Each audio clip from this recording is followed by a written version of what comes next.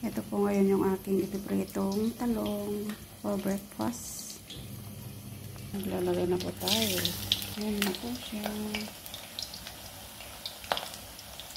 Ito, may nakuha na din akong kalamansi. Ayan, masarap po yan sa pritong.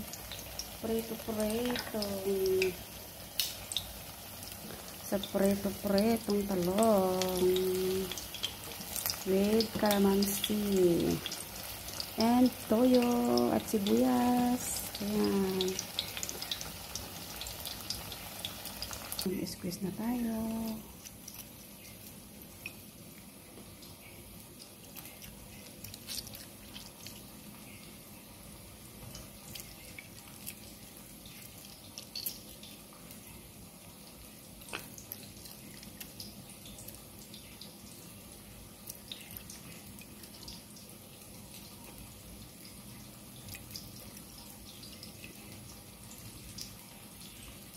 Ito pa ang ating okra.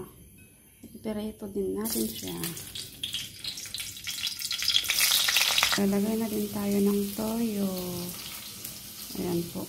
Ito na din pong ating okra. Sabay ng ating talong na prito. Sarap din po yan. Ito na po ang ating breakfast for today. Ayan. Pritong talong at saka okra.